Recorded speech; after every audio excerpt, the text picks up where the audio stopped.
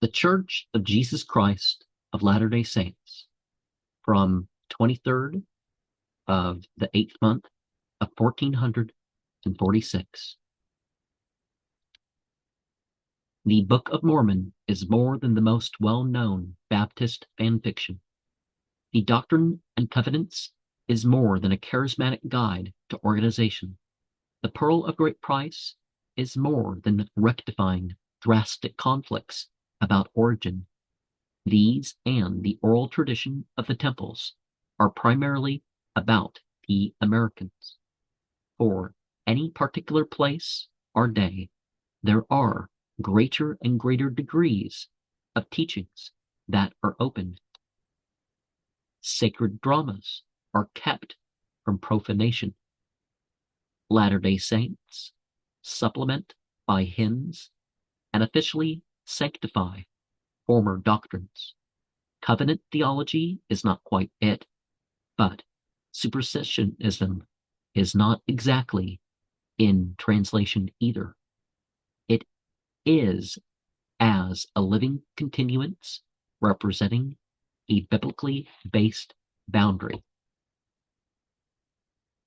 And the people called Mormons are more likely to have Bible verses memorized than a lot of churches.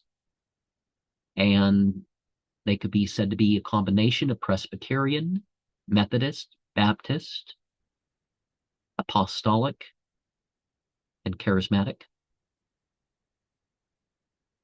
And people refer to their scriptures as fan fiction, but a lot of the prophetic guidance that people claim as part of leading a Christian church or being a significant individual in a Christian church amounts to sort of the same.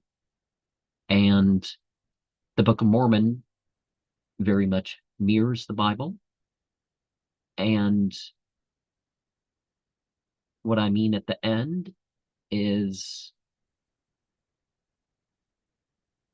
that, there's not a break, they say, between old and new.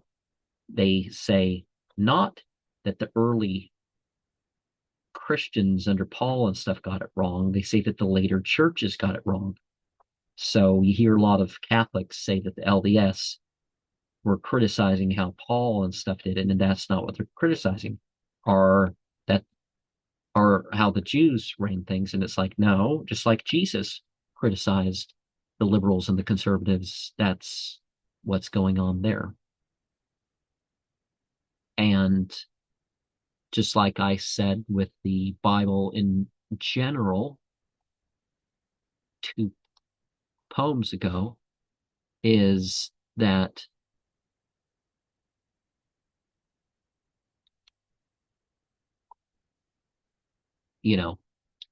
it has a function, and that function is more in the American spirit and supporting the American and criticizing it towards supposed betterment.